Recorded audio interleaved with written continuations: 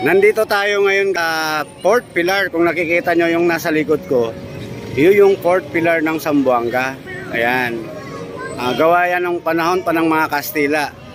So ngayon, doon sa may harapan nito, meron sambahan dyan. Sambahan yan ng mga Katoliko.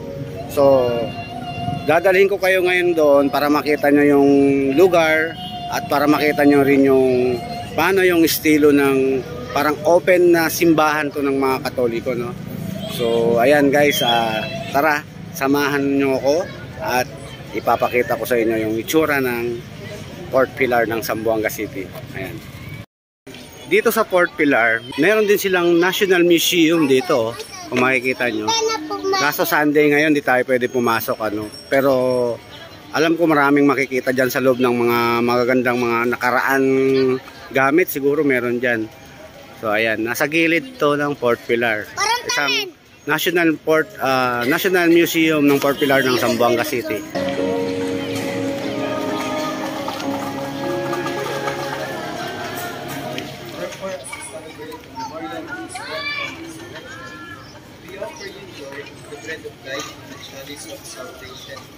Giving thanks that you have always worthy to be in your presence and minister.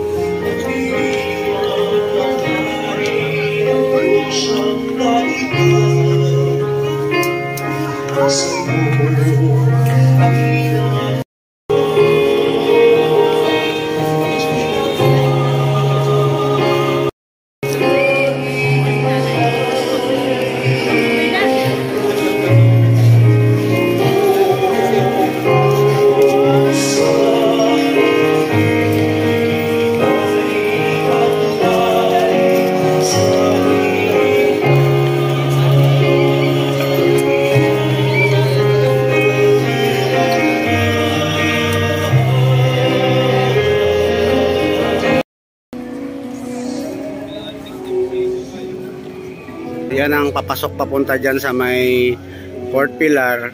At kung makikita nyo, may mga pulis. So kahit papano napaka-secured naman ngayon dito sa Zamboanga City dahil kahit saan ka pupunta may mga pulis at syempre talagang bantay sarado naman. Tsaka chine-check talaga nila yung mga tao pumapasok para manatiling ang seguridad dito sa Port Pilar na to. Kung nakikita nyo dito sa likod ko, yun ang tinatawag nilang Paseo del Mar. Ayan, papasukin natin to guys para makita nyo sa loob kung anong meron dyan sa may Paseo del Mar. Hello sir, good evening. Ayan, napaka-secured.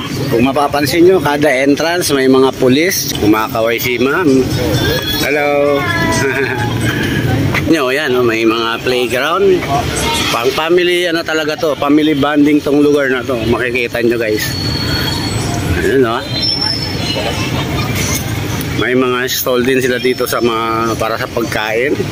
Kung gusto nyo kumain, may mga iba-ibang stall dito kung makikita nyo. Ayan.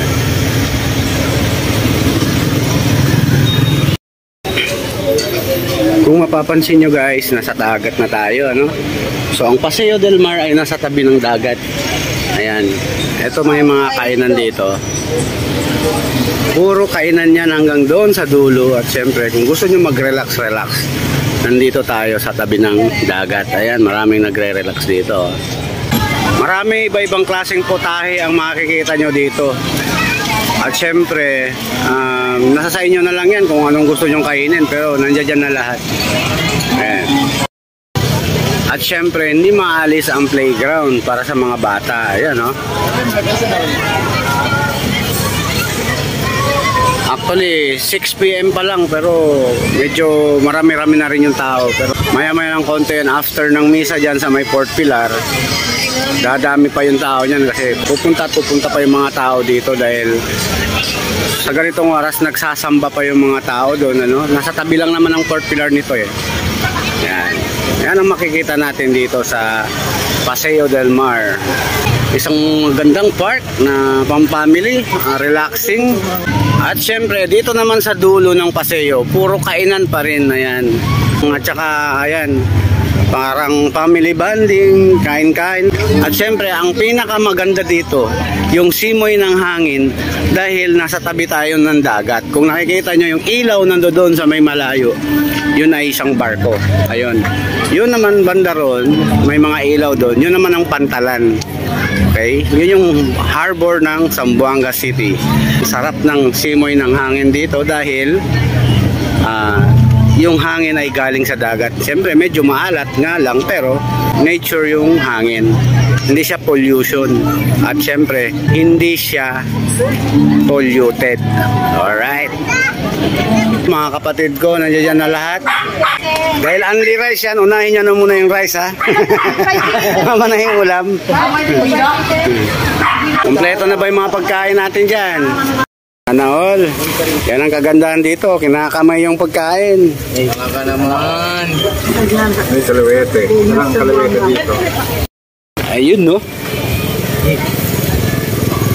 Baka naman. Ano na ba mano? Nasalaw. Hindi ko dyan naman. Anyari, sila lahat kumakain na, ako hindi pa. Nasaan yung order ko? Dalawa kayo, yun lang order.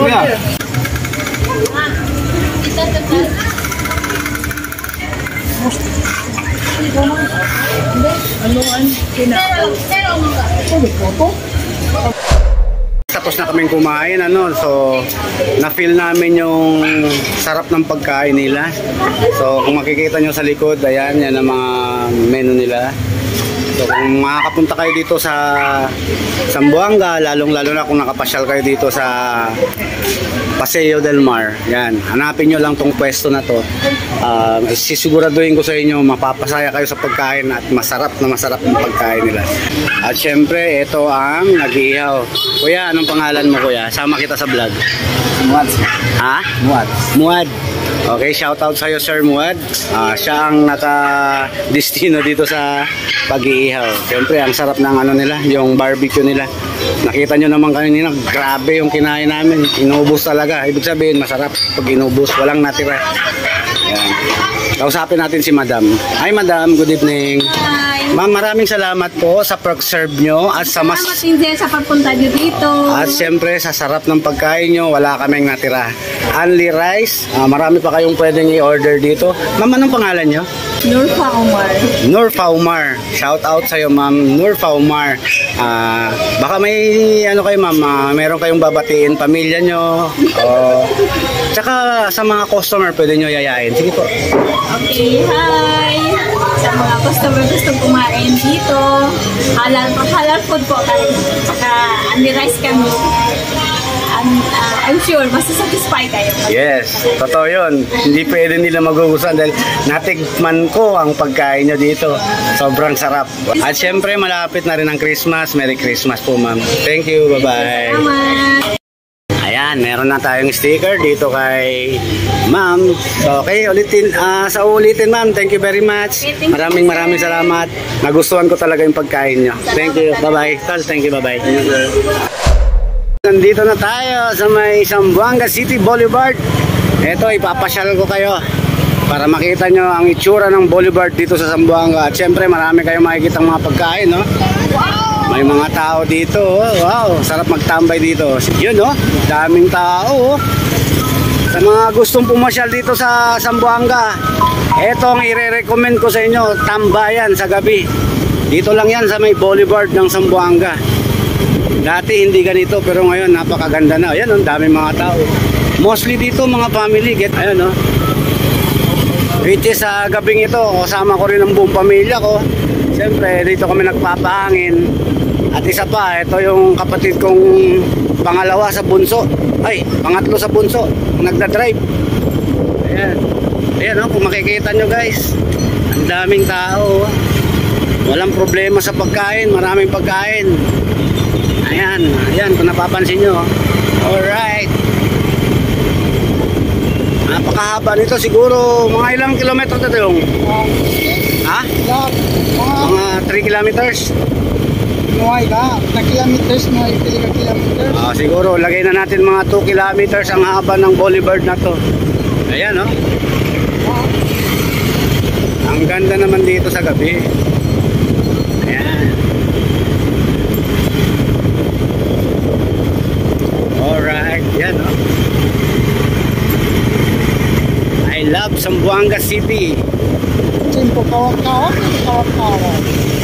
Apa di banyak doon di sekitar Kalera ba? Pero Yun, no? May ano dito, park. Okay. Sarap, yun lang.